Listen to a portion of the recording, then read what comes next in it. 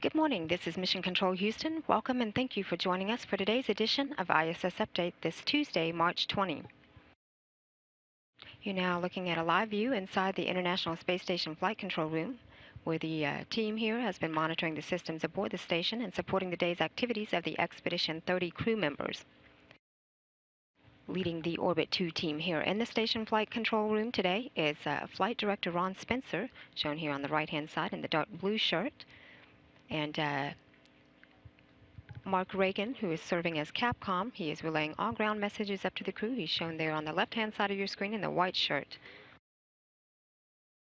On orbit, the 6 crew members, well into their busy workday aboard the station, include NASA astronaut and commander of the complex, Dan Burbank, and flight engineers and cosmonauts Anton Shkaplerov and Anatoly Ivanishin, as well as NASA astronaut Don Pettit, cosmonaut Oleg Kononenko, and European Space Agency astronaut Andrei Kuipers. Commander Burbank, Shkaplerov, and Ivanishin will complete 128 days of their planned 5.5 months in space today, while their Expedition 30 crewmates, Pettit, Kononenko, and Kuipers, close out today with 91 days in space. The space station with its crew aboard is now flying at an altitude of about 250 statute miles. The orbiting facility is making an east-northeastern track across the Indian Ocean, heading for a pass just across Australia.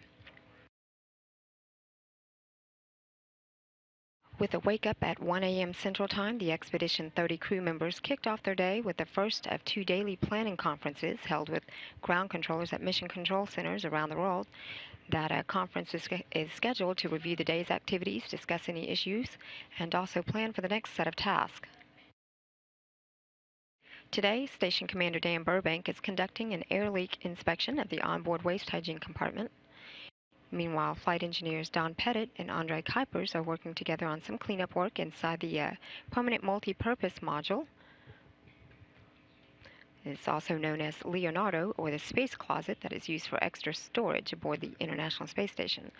Pettit also will spend some time later during today's ISS update loading some software and reconfiguring a laptop computer of the Express Rack 4. Andrei Kuipers will continue some maintenance work to the onboard water recovery system after he's replaced a recycle filter tank assembly just yesterday. And cosmonaut Anton Shkaplerov will perform his regular daily maintenance to the Russian life support system. He'll also then participate in a standard private medical conference. Earlier this morning aboard the International Space Station, Commander Burbank installed the high-rate communication system panel in the Destiny lab. The high-rate communication system panel will allow for 2 additional space-to-ground audio channels and also 2 additional downlink video channels. Burbank then completed his 2-hour daily exercise using the Advanced Resistive Exercise device and the onboard stationary bicycle. Flight engineer Don Pettit and Andrei Kuipers had conducted a periodic health exam, much like a standard medical checkup here on Earth, but no blood was drawn for today's evaluation.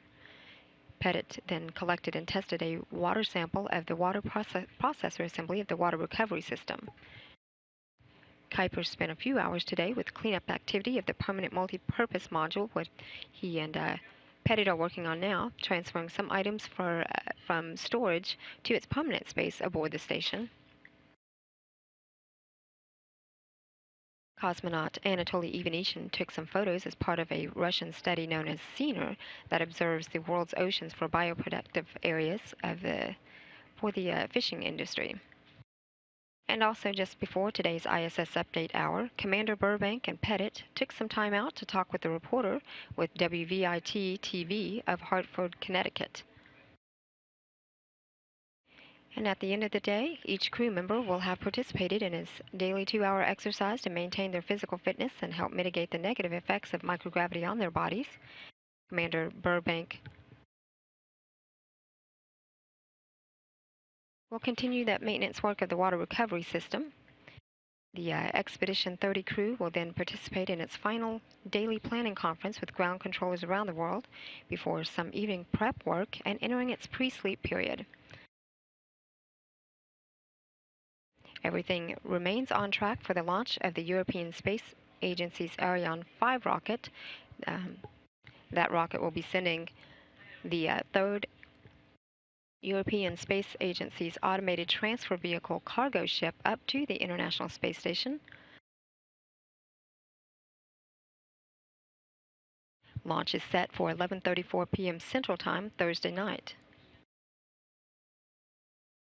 The crew is scheduled to go to bed today at 3:30 p.m. Central Time. This is Mission Control Houston.